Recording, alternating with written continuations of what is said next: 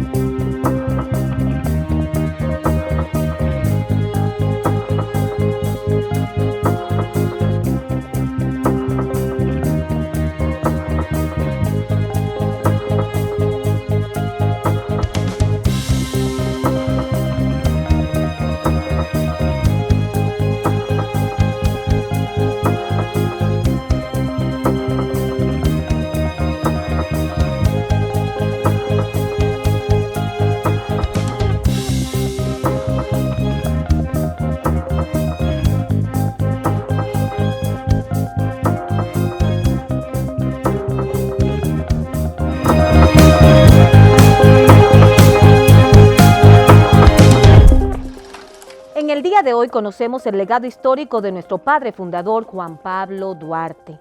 Conversamos con el doctor Julio Manuel Rodríguez Grullón para conocer toda la trayectoria histórica de nuestro padre fundador.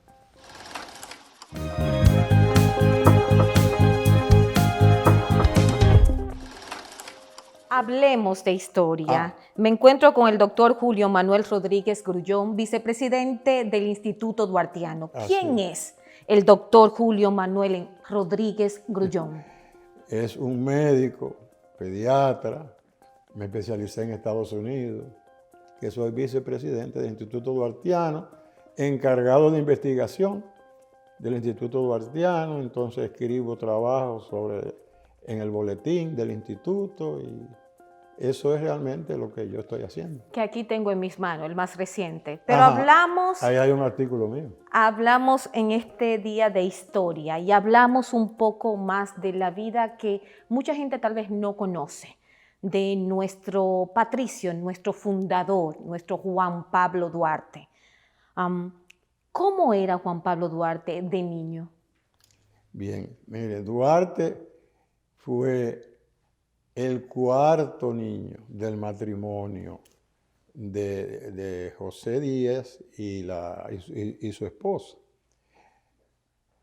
Del primero al cuarto, el segundo y el tercero murieron. Wow, había una alta mortalidad infantil en esa época. Pero Duarte entonces, desde pequeño, dio grandes demostraciones de inteligencia. Ya Duarte a los 6 años se repetía el catecismo de memoria. Quiere decir que Duarte lo criaron en un ambiente cristiano. Sin embargo, su papá era anti-haitiano, porque cuando vino Toussaint en 1801, la familia se fue para Puerto Rico. ¿Toda la familia de Duarte? Toda, el papá y la mamá se fueron para Puerto Rico. Ya. Y allá fue que nació Vicente Celestino Duarte. Es decir, el más viejo. Ya. Entonces, la familia regresó después ahí cuando Juan Sánchez Ramírez, la reconquista, ¿verdad? Ahí regresó la familia en 1809, 1810, no tenemos la fecha exacta. Y por eso, entonces, Duarte nace aquí ya. Ya. El segundo y el tercero, ya le dije, murieron. Entonces, Duarte creció, ¿verdad?, entonces en el seno de una familia cristiana.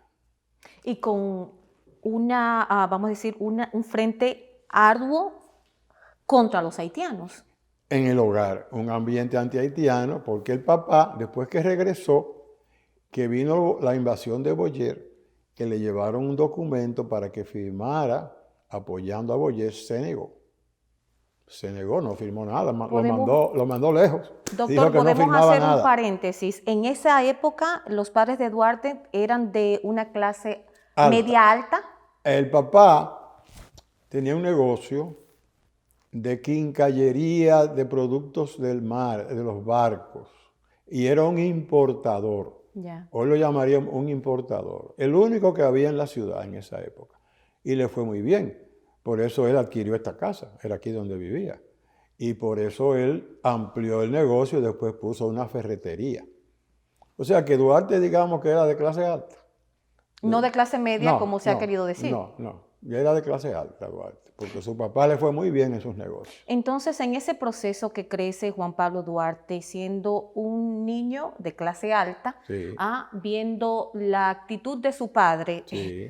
renuente, antihaitiana. Exactamente. Crece Juan Pablo Duarte y vamos a dar un salto muy inteligente, hacía el catecismo, se lo sabía de memoria, a los 6 años. ¿Cuándo inicia Juan Pablo Duarte a mostrar ya en su juventud, y que queremos hablar de su libro también, de los 25 años de Duarte, porque vemos la imagen de Juan Pablo Duarte ya de una edad madura, pero sin embargo, Juan Pablo Duarte, en el proceso de nuestra independencia, era un joven?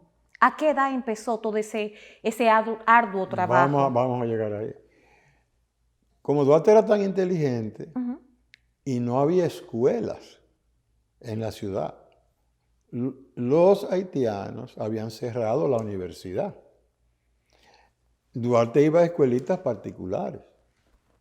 Su papá quería que Duarte aprendiera contabilidad para manejar bien el negocio de la ferretería. Como todo padre. Exacto. Entonces aprovecharon que se iba para España un amigo de la familia y le pidieron que llevara a Juan Pablo y fueron a Barcelona. Entonces, ¿Qué edad tenía en ese momento? Duarte tenía 16 años. Un joven. Jovencito, 16 años.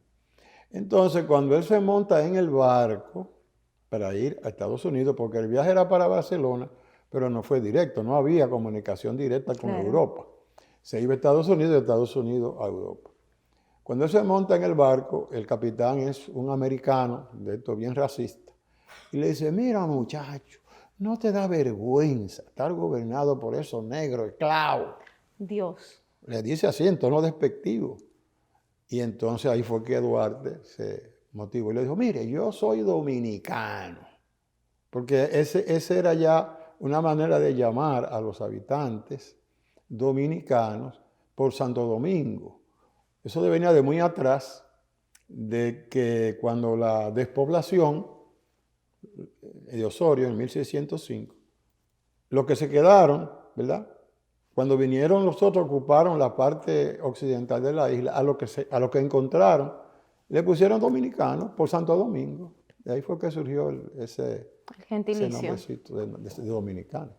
Entonces, yo soy dominicano, le dice Duarte al capitán, y cuando yo regrese, voy a organizar un movimiento para independizar a mi país de los haitianos. O sea que él hizo ese propósito, un jovencito de 16 años, al montarse, al abordar el barco que lo iba a llevar a Estados Unidos. Wow, eso es impresionante. Ya ahí fue que él hizo el propósito. Criado en un ambiente haitiano, al montarse en el barco, despectivamente, el tipo le dijo que no le daba vergüenza, porque el pasaporte de Duarte era haitiano, no tenía que ser de otro.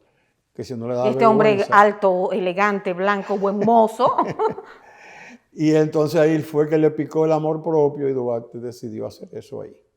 Y ahí fue que él hizo el propósito, el juramento, podríamos decir, de que él al regresar iba a organizar el movimiento para independizar a su país. ¿Qué tiempo se tarda en ese proceso? Porque él solo está 16 años, un joven. Sí, bueno, él estuvo 2 años, cuando él regresó tenía 18. Ya. Entonces, pero el viaje de él es muy interesante porque en Estados Unidos ya él tiene el propósito, ¿verdad?, de hacer un país nuevo. Y cuando va a Estados Unidos conoce la democracia, porque ya, de hecho, era la única democracia que funcionaba en el mundo en ese momento, Estados Unidos. Y él se familiariza. ¿Qué tiempo dura en Estados Unidos? Un mes. Duró, antes de llegar a España. Antes de salir para... No, primero fue a Inglaterra, después. Ya. O sea, el viaje de Duarte fue Santo Domingo, Nueva York, Londres. Londres fue a Francia, Francia fue por tierra a España. Él llegó a Barcelona el 1 de octubre y salió de aquí a finales o en julio. O sea que el viaje le cogió un par de meses para llegar. Entonces, ¿qué estudia Duarte en España? En Bueno, Barcelona. pero entonces, fíjate, ya con esa idea, él también pasó por Inglaterra y vio el Parlamento francés. Sí, pero ahí duró poco, vamos a decir En un mes. Inglaterra duró 5 días. Exacto. Pero se dio una vueltecita, ya con su idea en la cabeza, se dio una vueltecita por el Parlamento y lo vio funcionando en Londres. Y después se fue a Francia, ahí no había nada. Ahí estaban los Borbones de nuevo, restaurados, antirrevolucionarios, por ahí pasó. Y llegó entonces a Barcelona, donde había un rey también absolutista. Y él comenzó entonces a estudiar. Y ahí estudió filosofía, estudió matemática, estudió logística militar, se preparó. Se hizo un romántico, porque la modalidad de poesía de la época era el romanticismo. Y también aprendió la contabilidad que su papá quería, porque su papá realmente lo mandó a hacerse contable. Así es. Y él la aprendió y se hizo contable.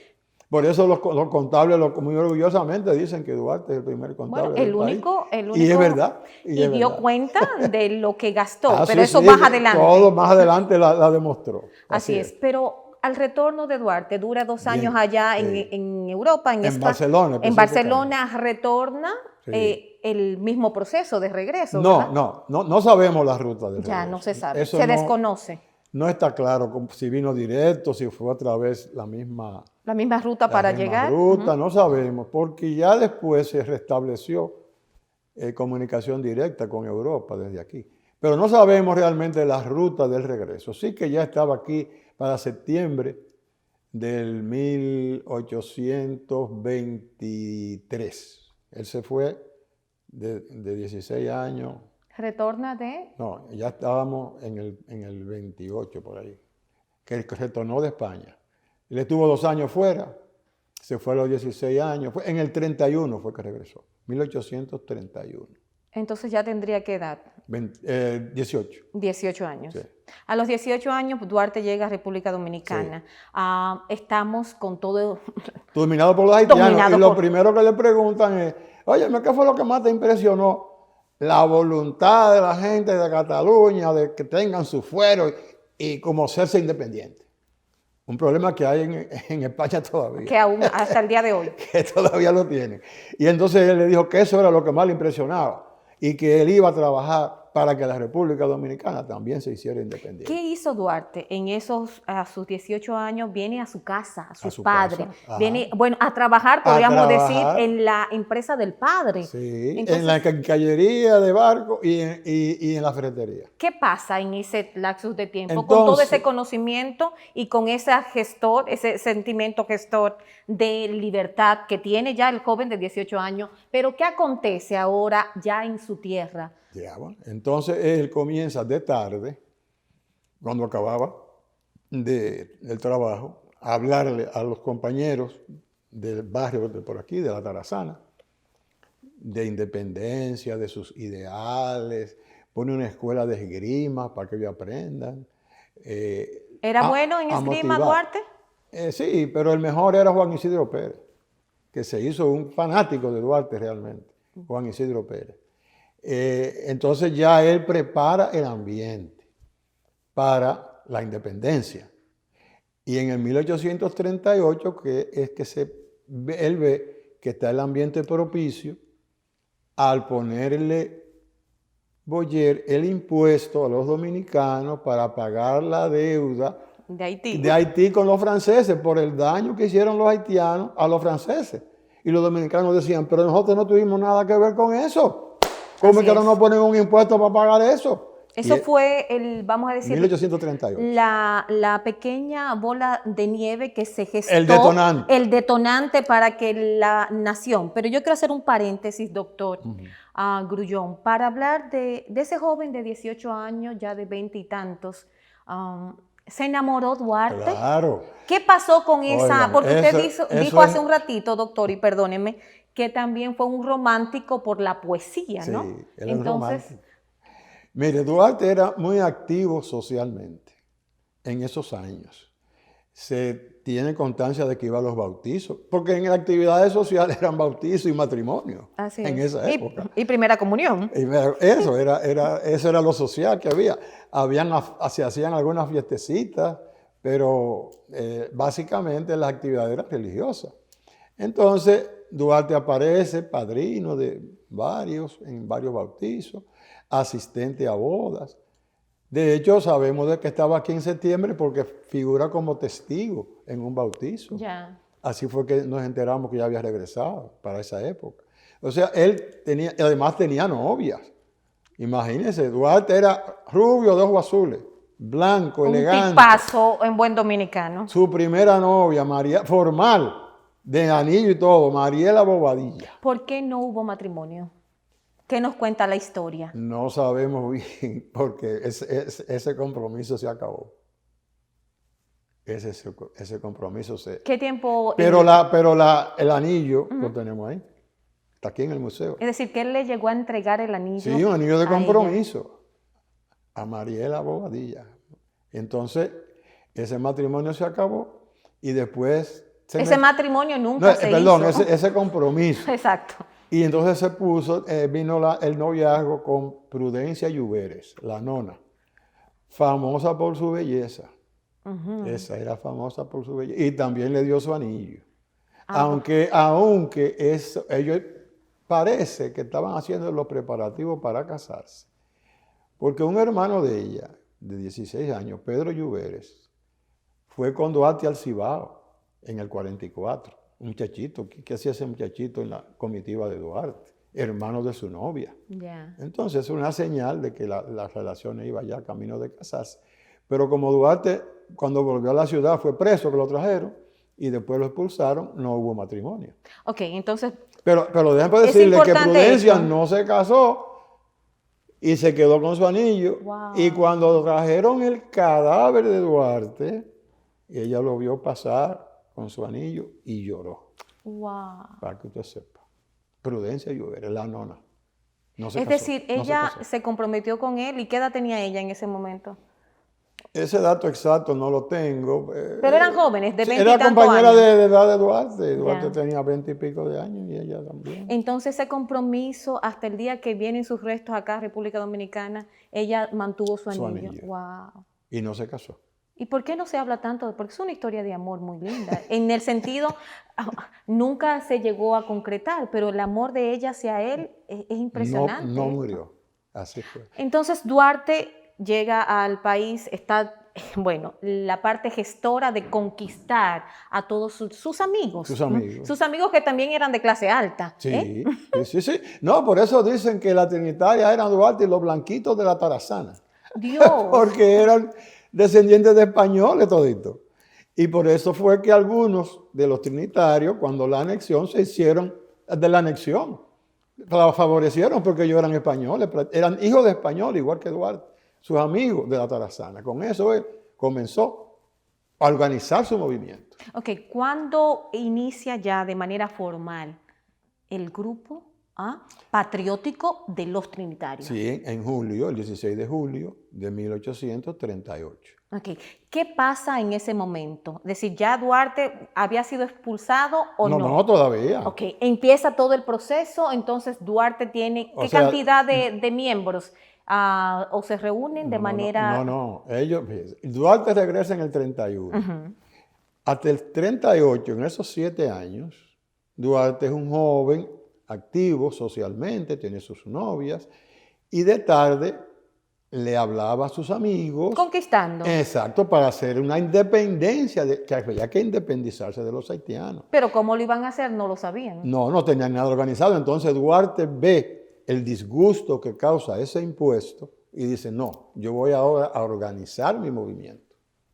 Y entonces ahí es que aprovecha el día de la Virgen del Carmen, que frente a la iglesia había mucha gente allí en donde se obispo Noel, porque iba a haber una procesión. Entonces se reúnen en la casa de la mamá de Juan Isidro Pérez, frente a la iglesia, y ahí es que funda la Trinitaria. Y entonces ya el movimiento se organiza. ¿Cómo se da ese proceso de organización?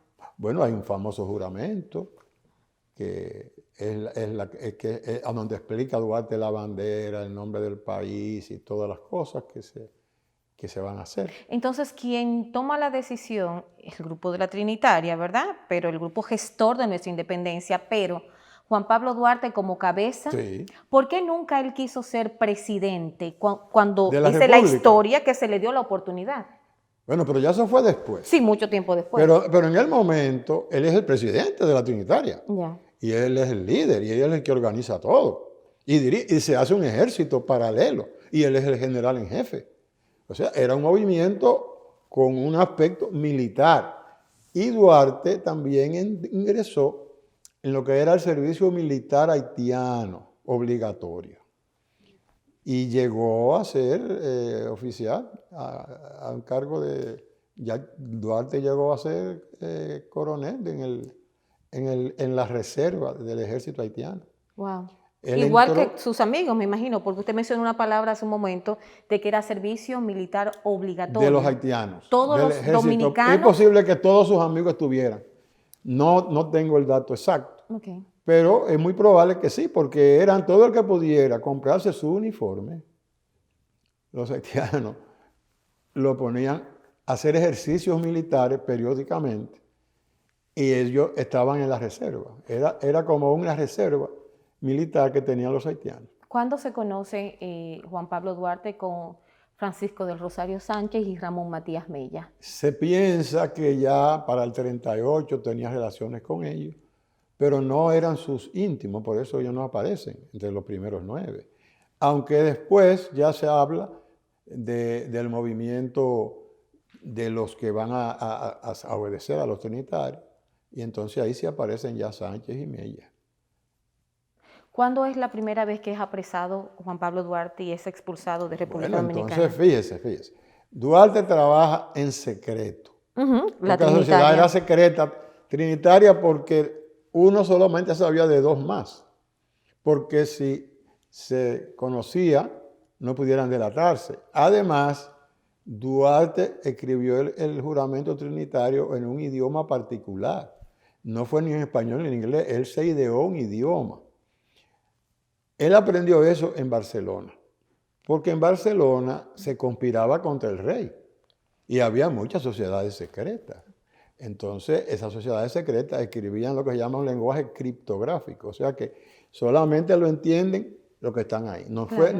La Trinitaria originalmente no se escribió ni en español, ni en inglés, ni en ningún idioma conocido. En un lenguaje criptográfico que se inventó Duarte, que solamente sabían los 9 que estaban ahí.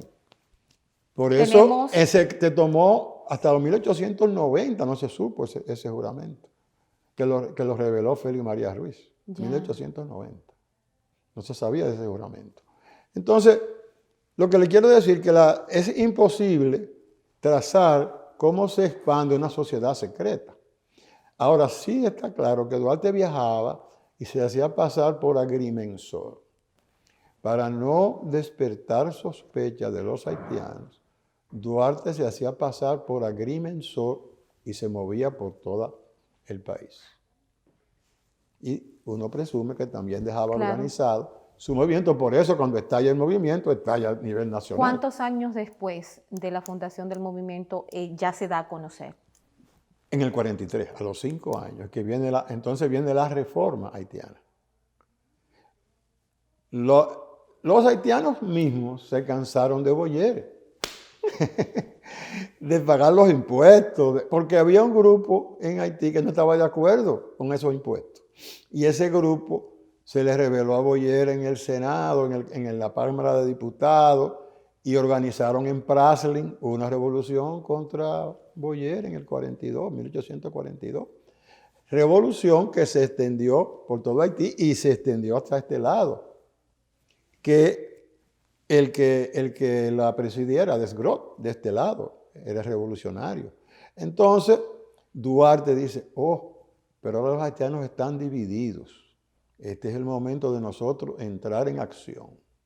Entonces Duarte envía a Mella, Haití, a contactar, porque no sabía que Desgrot era el líder aquí. Pero entonces Mella se puso en contacto con Herar y cuando vino le dijo, mira, es Desgros el hombre. Y entonces Duarte y Desgros se ponen de acuerdo y el movimiento aquí toma fuerza. Después que cae Boyer en Haití, el gobernador Carrier de aquí no quería entregar. Entonces, Duarte y Desgros participan en una escaramuza militar contra las tropas haitianas que estaban ahí en la fortaleza Osama, en el Parque Duarte. Eso fue en marzo de 1843 y perdieron. Entonces Duarte se fue a San Cristóbal y ahí organizó un ejército en 3 días y venía para acá con 3.000 hombres. Por eso yo digo, ¿cómo Duarte va a San Cristóbal y en 3.000 hombres organiza un ejército si no hay un movimiento que está ya listo? Exacto, ya estaba allí. Estaba bien preparado. Ya estaba gestado. Cuando viene esa fuerza que encabezan Desgros y Duarte, el gobernador Carrier dice, no, me voy. No tuvieron que pelear porque pues ya había caído Boyer y Carrier se fue. Ya. Entonces, el 30 de marzo de 1843, entraron triunfantes por la Puerta del Conde las tropas lideradas por Duarte y Desgros. Y comienza entonces una nueva etapa. Vienen unas elecciones en la ciudad para elegir las autoridades. Y son los trinitarios los que la controlan y los que ganan. Duarte prefirió no candidatearse. ¿Por qué? Bueno, porque él prefería todavía estar en un segundo plano y poner ahí a sus seguidores más cercanos, y como los puso. Ahí estaba Pedro Alejandrino Pina, estaba Juan Isidro Pérez, estaba ese grupo ahí que hacían lo que le decía Duarte, y él decidió no encabezar la Junta. Porque, fíjese bien, al ver la fuerza que tenían, ya los trinitarios querían proclamar la independencia de una vez.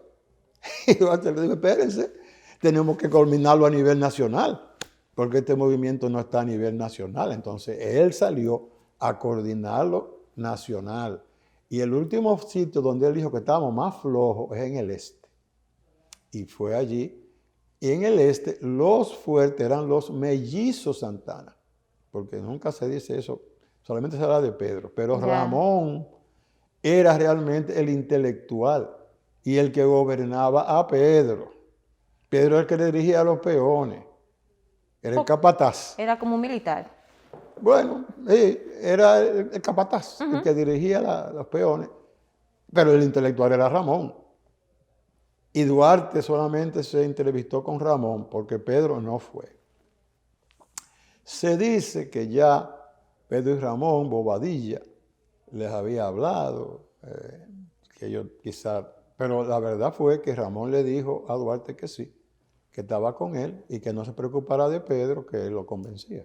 Cuando Duarte regresa de ese viaje, se encuentra con que en la capital se ha dividido el grupo de los haitianos de Desgros y de los de Pina y que él había dejado. Y ya el gobierno de la ciudad no funcionaba, porque no se ponían de acuerdo. Primero, los haitianos querían que las sesiones se escribieran en francés y los dominicanos dijeron que no, que debía ser en español.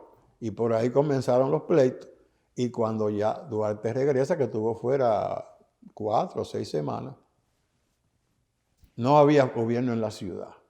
¿Qué pasó entonces? Entonces, Desgros se da cuenta de la fuerza que tienen los trinitarios y le escribe al nuevo líder haitiano, que es Herard, que venga con un ejército para dominar a Duarte y sus seguidores, o de lo contrario se iba a perder la parte este de la isla. Y por eso es que viene entonces ahora Charles Herard con un ejército de 12.000 hombres atrás de Duarte, específicamente atrás de Duarte. Duarte tiene que salir del país. Y por eso es que Duarte se va, y con él se van sus más fieles seguidores, que eran Pina y Juan Isidro Pérez. ¿A dónde sale Duarte? En una goleta fue a parar a Curazao. Estuvo en Saint Thomas, de ahí estuvo en Venezuela y se estableció en Curazao. ¿Qué tiempo duró en Curazao? Bueno, desde principio de agosto hasta que regresó en marzo. Agosto del 43 a marzo del 44, son 7 meses, 6, 7 meses. Pero Duarte lo que estaba era activo preparando una invasión para venir para acá. Invasión que iba a venir por Guayacanes. ¿Y qué pasó con esto? que Duarte se enfermó. Le dio su primer ataque palúdico. Wow. Duarte pasó todo el mes de enero en Pero en Curazao Curazao. con una fiebre que no se le quitaba, que creían que se iba a morir. Hasta principios de febrero. ¿Con quién él estaba en Curazao? Con Pina y Pérez. Solamente. Sí, y cuando él recobró, digamos que despidió la fiebre, porque el médico le daba quinina. Entonces, ¿Qué es eso? quinina era el medicamento que se usaba en esa época para el paludismo. Entonces, ese fue su primer gran ataque palúdico. El segundo le dio aquí en Puerto Plata, en la cárcel. Él periódicamente le daban esas fiebres. ¿Y era normal Típico paludismo. Ya. Llegó el cónsul Saint-Denis en enero, el 13 del 44, a poner en marcha el plan para que Samaná, en el nuevo país, la República Dominicana, se la den a Francia. Están de acuerdo Bobadilla, Santana y ese grupo. Y hasta Sánchez estaba de acuerdo. Pero Duarte está afuera. Es decir, la cabeza está fuera y estamos tomando decisiones de anexar o de ceder una parte de la región. Sí. Entonces, cuando retorna a Duarte dice que no. no quiere. No Imposible. quiere. Yo estoy luchando para ser soberano e Claro. independiente. Exacto. No, ¿por qué le vamos a dar eso a Francia? Además, ¿por qué tenemos que seguir pagando la fuñida deuda? Duarte tampoco estaba en eso. ¿Qué pasó ahí? En febrero del 44 regresaron los regimientos 31 y 32 del ejército haitiano. Mire, los haitianos realmente abolieron la esclavitud. Cuando Boyer vino, en el año 1822, abolió la esclavitud. Pero no había igualdad, porque eso es lo que se le escapa a la persona. En Haití, la constitución que hizo Dessalines especificaba que solo los negros podían tener propiedades y derechos de ciudadanos. O sea que es verdad que los haitianos fue el primer país del mundo que abolió la esclavitud. Wow. Pero, Esto yo no lo pero conocía. crearon una república negra. Una república negra. Si en sus acápites dice que solamente los negros. Estuvo en la Constitución, ¿usted sabe hasta cuándo? Hasta los 1940. Fueron los americanos que lo quitaron,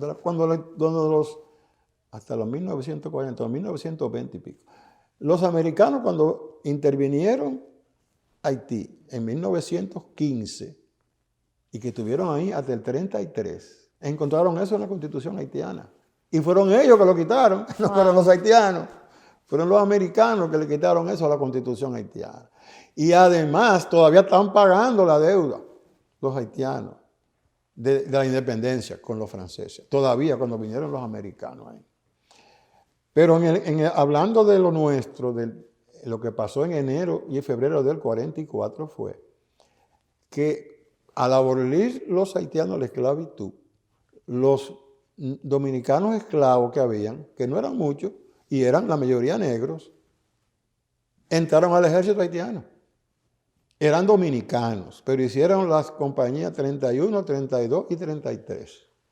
Esas tres eran de dominicanos, de color. Y ahí estaba metido José Joaquín Puello, que era de los líderes, era general, digamos, o coronel del ejército haitiano. José Joaquín Puello, soldado profesional. Cuando hacen la revolución contra Boyer, acusan a Puello de boyerista y lo sacan del ejército, a José Joaquín Puello. ¿Y dónde queda él? Bueno, Duarte lo va a ingresar, pero sacan a José Joaquín Puello. Y esos movimientos, cuando viene, se los lleva para Puerto Príncipe, porque estaba, digamos, chivo, porque esta gente que son dominicanos, están combinados. Se lo llevó. Pero allá hubo un complot contra Herard que fracasó, ahí en enero. Y los dominicanos no participaron contra él. Entonces él dijo, no, esta gente realmente son míos, reales, son míos. Son míos. Y entonces los devolvió para acá.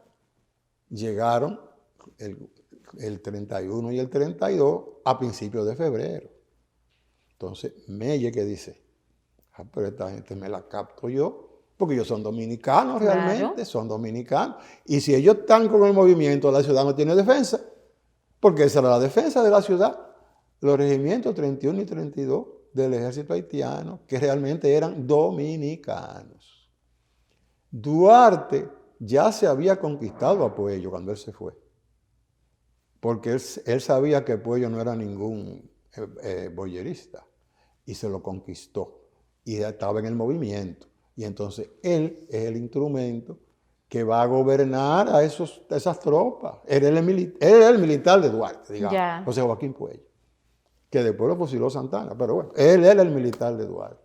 Por eso que Mella dice, bueno, pues ya Duarte, esa invasión de Duarte por el este no va, porque ya tenemos la ciudad de nosotros. Claro. Y entonces el 24 de febrero deciden dar el golpe, el 27 en la noche. Que ahí donde... Y entonces mandaron emisarios, ya el 25, al este, para que vinieran Santana y la gente que tenía, el hermano de Duarte, Vicente Celestino, que quedaba, porque en esa época no existía San Pedro de Macorís ni la Romana. Ya. El pueblo más importante en el este era el Ceibo. Ya. Y para llegar al Ceibo había que pasar por San José de los Llanos. Entonces ellos se enteraron primero que en el Ceibo. Y el 26 tiraron su cañonazo y cogían para la capital. Entonces fíjense, entonces viene la noche del 27 de febrero, que están combinados con la tropa, Mella y el grupo, y Sánchez ya, todo. La reunión en la Puerta de la Misericordia, estaba el grupo de Mella, habían varios grupos. Y la cosa debía empezar a las 10 de la noche. Pero eran las 11. Y no el llegado. Grupo de Mella no venía, faltaba gente. Entonces comenzaron, mira, vamos a dejar esto, vamos a hacerlo otro día. Mella dijo, no, es esta noche. ¡Pam! Y tiró el trabucazo. Y ahí los comprometió a todos. Claro. Se despertó la ciudad porque... a las 11 y pico de la noche. Porque la ciudad en esa época no llegaba ni a la Puerta del Conde. La ciudad en esa época quedaba donde hoy, por ejemplo, la calle San Tomé. Por ahí era la zona colonial. La zona colonial, pero no estaba completa. Porque la ciudad se había despoblado. Porque cuando vinieron los haitianos se fue un montón de gente.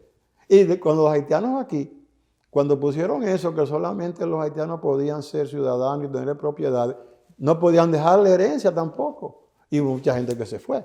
Entonces la ciudad bajó. La ciudad estaba en 20 y pico mil, quizás bajó en esa época, vamos a poner que había 10.000 habitantes. Bajó, se fue un montón de gente cuando vinieron los haitianos. Y por eso había muchas casas vacías y muchas propiedades abandonadas en esa época. Pero entonces, ya con el ejército comprometido esa noche, no hay actividad militar ni nada. Un tiro que vino un hijo de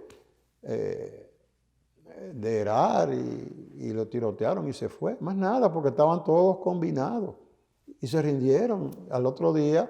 ¿Esto después del trabucazo? Sí. ¿Después del 27 de febrero? El 26, porque el 27. 27. El 26 me dijo que en San José de los Llanos, Sí. que ellos tiran su trabucazo para venir a Santo Domingo. Hicieron una huya y vinieron para acá. Bien, pero entonces después del trabucazo se da esto, que se desaniman, ¿qué pasa? No, antes. El trabucazo fue para animarlos. Bien.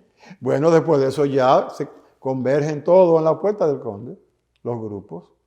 Y ahí es que, porque entonces Desgrot ve que la fortaleza se vació, que se quedó sin nadie, y mandó un hijo de Herar a ver qué pasaba. Y entonces le cayeron a tiro los trinitarios, el tipo se fue.